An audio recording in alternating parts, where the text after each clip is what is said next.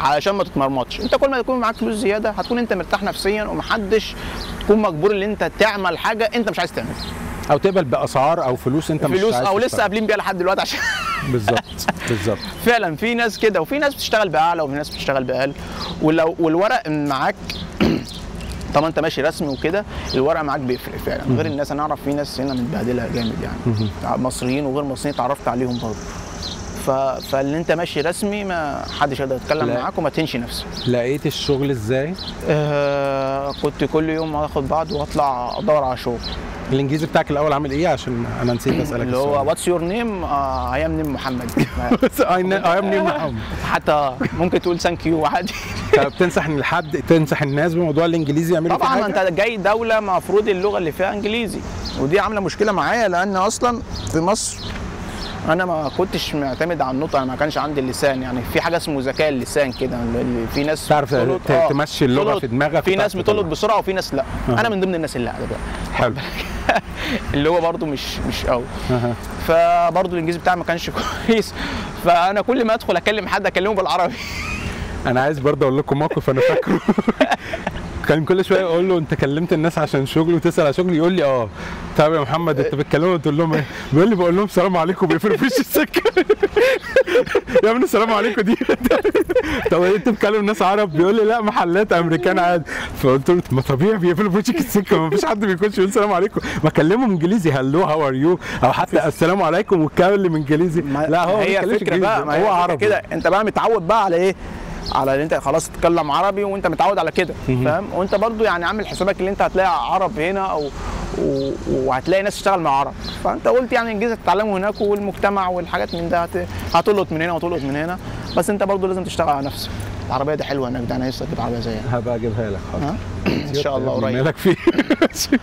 طيب الشغل بقى لقيته ازاي؟ احنا لسه عم نتكلم في الشغل. مفيش، انا كل يوم كنت اطلع ادور على شغل. مفيش اروح المطعم ده، اروح ده. قعدت حوالي 10 ايام، في اليوم العاشر اشتغلت، بس الشغل كان جه عن طريق واحد انا كنت مكلمه قبلها ب5 ايام. كنت رحت الجامع، مفيش بقى، كل حاجه اتقفلت، رحت الجامع توكل على الله. كان الجمعه هنا بتتصلى 3-4 مرات، كذا مره عشان العدد كتير، عشان الكميه. فانا حضرت ال3 جمعات. اطلع بعد ما احضر الجمعه اطلع بره اقف اشوف مين اللي بيتكلم عربي. سلام عليكم. اتعلموا الحاجات دي على فكره، صح؟ الحاجات دي كويسه جدا يعني. اخباركم ايه ومش عارف ايه، والله انا لسه جاي جديد وظروفي 1 2 3 4. وقبل ما كنت اروح للناس دي كان في مكتب لكل جامعه ليه مكتب، بس المكتب ده عشان هو كبير، الجامع ده كبير ودار الهجره ناس كتير قوي. فهو بيساعد في هنا مكان، مش زي عندنا في مصر الجامع ده بس للصلاه وتقفل بعد ما لا، الجامع ده مفتوح دايما، وفي مكتب بيساعد الناس في ايجار، في فلوس، في اكل. حتى انا عرفت ان الفلوس وما تتكلمش على اي حاجه تخص الفلوس عشان ما يبنوش احلامهم عليها. لا انت ابوك معرفه الشيء كويسه، هي موجوده بس مش كل الجوامع، عشان بس في ناس بتكلمني تقول لي مثلا ما تعرفش جامع او كنيسه يعرفوا يساعدوني. انا ما عرفتش الحاجات دي الا بعدها بس عادي، معرفه جات لي اعرفها لك، مش مشكله. معرفه بالشيء مش هتضرك. حلو. فهو عرفت والله 1 2 3 وقالها. هو كان عامل جروبات للجامعه ده، كل جامعه ليه جروب، فعمل الجروب ده وبعت له الاعلان ودخلني في كل الجروبات وبعت ادور على سكن. حلو. عشان انا برضه قلت السكن ده برضه ايه، اوضه صغيره ونشوف حاجه وعلى شغل. فخلاص ما فيش نتيجه، كأنك ما عملتش حاجه برضه. غير ان هو بقى يوم الجمعه حضرت الجمعه دي اللي انا فاكرها، اخر جمعه بقى هي صلاه الجمعه. لقيت واحد اللي هو من السودان، انا فاكر قوي، ده الراجل ده محترم جدا، كان راكب عربيه مرسيدس. عقبالك يا عم اندر لما تركبها ان شاء الله. يا رب. مفيش بعد كده، هو خدني قال لي انت جيت امتى؟ قلت له والله 1 2 3 4. والسوشيال بتاعتي كانت لسه ما طلعتش، مش عارف اشتغل الا بالسوشيال، وانا كنت بدور عشان انا مضطر ان انا اشتغل، عشان انا كنت عامل حساب الفلوس خلصت، الشهر ده هيخلص، الشهر اللي بعديه كان هو بس المبلغ اللي معايا غير مصاريف الاكل. انت بتصرف اكل برضه، فانت الموضوع بيهلك برضه معاك الفلوس. بس انا ما كنتش شايل هم الاكل، لان الاكل برضه هنا مش غالي. ما تشيلش هم الاكل هو اهم حاجه، الايجار والمواصلات. الواحد اتمرمط في حاجات المواصلات دي.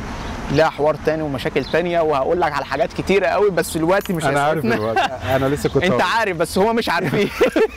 انا لسه كنت اقول لك هنركب العربيه، ممكن نكمل واحنا سايقين ونشوف الموضوع. طب يعني كمل اللي تقدر عليه ونكمل. خلاص هو بعد كده خلاص الراجل ده خدني. انت رحت تقريبا، انا فاكر ان انا وديتك عند يعني المكان اللي انت بتشتغل فيه دلوقتي، رحت كذا مره عشان المكان ده انا بس انا الراجل ده خدني وراح وداني لواحد. هو الراجل ده اساسا هو اللي شغالك هناك؟ لا هو عارف هناك واحد مصري. الواحد مصري ده كان من السودان او من بتاع، انا كنت مسميه جدي عشان هو كان شبه جدي. فهو لما رحت هناك والله قال لي ماشي، وكانوا مرحبين جدا. كان في واحد معاه سوداني برضو شغال، هم كانوا 2 مصريين و2 سودان. واللي عرفني عليه ده كان سوداني عشان هو كان يعرفه، وكلهم معاهم الجنسيات الا واحد برضو جاي عن طريق جرين برضو زي حالاتي كده، وجاي وبقى له شهرين قبل كان شغال هناك. بس كل المصري بيشتغل هناك ما بعمرش عشان برضو حكايه الفلوس والسعر، فاهمني؟ كان شغل برضو السعر كان قليل كده. بفلوس قد ايه؟ السعر هنا كان الساعة بأقل الأقل، يعني مثلا في فيرجينيا هنا مديك سعر أقل ب 12 44، ده السعر المينيمم بتاعها. لا هو بقى بادئ لي ب 12. ده غير الضرايب؟ ده غير الضرايب طبعا. الموضوع ممكن يصفصف في الساعة $9 وده أصلا مش موجود. مش طبعا هو قبل بالكلام ده ومش عارف ينقل منه بسبب إنه خايف يسيب ما يلاقيش أو يسيب والدنيا ما تظبطش معاه. وده الخوف بقى، ان انت بتفضل متشعلق في الشغلانه عشان بس انت مش عارف تعمل ايه وخلاص، ما بقاش عندك وقت لانك انت بتشتغل وقت كتير، ترجع تعبان وهلكان يعني. طيب بس يا حبيبي بس يا حبيبي اوفرول الشغل عامل ايه معاك؟ يعني الشغل الدنيا ماشيه فيه ازاي؟ حلو ووحش؟ بقى اكيد في صعوبات. الواحد لما بداها، انت كنت جاي وفي ناس كانت بدا الشغل بقالهم 6 الله. بس يا مالكش دعوه بيه. كم مالكش دعوه بيه. مفيش احترام خالص. معلش. ما فيش يا صاحبي والله زي ما بقول لك كده. بدايه ما كانش في ترحيب. انا كنت شغال مع اسبان، معظم اللي كانوا شغالين بقى اسبان. بس يعني نبدا بقى، احنا اشتغلت ازاي؟ انا مش رحت مره وسكت، لا انا فضلت. احنا ممكن نقول الكلام ده في العربيه؟ لا عشان نلحق لو انت عايز ممكن هخلص دي عشان احنا ماشي في وقت تاني ممكن. عشان الموضوع الواحد ما ينساش حاجه. خلصنا الموضوع، رحت هناك عنده هناك في البتاع، اتعرفت عليه، قال لي ماشي خلاص ما يجي السوشيال. قلت له لسه ما جاش، انا عايز اشتغل والفلوس خلصت والواحد جايب الفلوس بتاعي، ما فيش وقت للحكايه دي. فقال لي خلاص انا هكلمك الراجل لما يجي صاحب المكان وكده، وهو اصلا ده المدير، ده المانجر اللي هو ماسك السكشن بتاع ايه المكان اللي انا شغال فيه. فقال لي خلاص ماشي ما فيش مشاكل هكلمه. خدت رقمه وقلت له كلمه. فالمهم رحت تاني مره. هو راح كتير قوي على فكره، كل شويه بيروح لهم. السلام عليكم وايه الدنيا؟ قال لي والله مش ايه ده انت لسه ما اشتغلتش؟ انت كلمتني انت كلمتني اللي طلع كان بيكبر بخاطري بس. وانا كنت مصدق واتعلقت بيه عشان هو الوحيد اللي هو قال لي تعالى وخد رقمي. فانا خلاص قلت هو ده اللي هشتغل معاه. انا كل ما اروح قال سيب رقمك وهنكلمك، سيب رقمك وهنكلمك. طلع انت سيب رقمك وعادي وان شاء الله مش هنكلمك، اللي هو جبر بس وكتير. وانت برضه انت كنت جيت معايا في كذا مكان برضه رحنا مع بعض. نادر لما حد بيكلمك تقريبا واحد بس اللي هو بتاع ما فيش. بس انا كنت رحت اماكن اللي فيها عرب عشان برضه الانجليزي بتاعي ما كانش كويس، فده اللي يخليني برضه مضطر بقى الانجليزي بقى يحدد لك بقى هنا بقى. انت لو رحت معاك انجليزي كويس هتقدر تشتغل في اي شغلانه كويسه، ممكن تشتغل مترجم في اي حاجه، ممكن تشتغل في مدرسه وتساعد الطلبه في واجبات ومعاك الانجليزي كويس. اهم حاجه الانجليزي يكون كويس، هتقدر تشتغل اي حاجه. مش امريكا اللي هي اوبا ما فيش زيها، لا في حاجات ممكن تشتغلها وانت اصلا في مجال تاني. بس اهم حاجه تكون عندك اللغه كويسه ولسانك كويس وتقدر تتعامل مع المواقف بس. انا اعرف ناس ان هم اصلا هنا ما كانش مهندسين واشتغلوا في مكان مهندسين. انت فاهمني؟ طبعا يعني في حاجات وحاجات، مش كل الحاجات عشان ما ترسموش ان انت طالما انت مهندس هتيجي تلاقي شغل على طول. لا ما مش شرط. انت فكرتك اصلا هتتغير لما تيجي هنا اصلا. حكايه المهندس والحكايه دي. بس رحت بقى بعد كده، دي تاني مره. تالت مره رحت اتعرفت بقى على السوداني التاني ده، بقى عرفنا على واحد قال لي روح له مش عارف كان بعتني على واحد. رحت هناك قال لي في شغل. تبقى رخم هتلاقي شغل.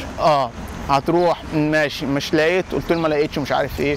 قال لي ماشي يبقى تعالى. وبرده كان بيكبر بخاطره هو كمان.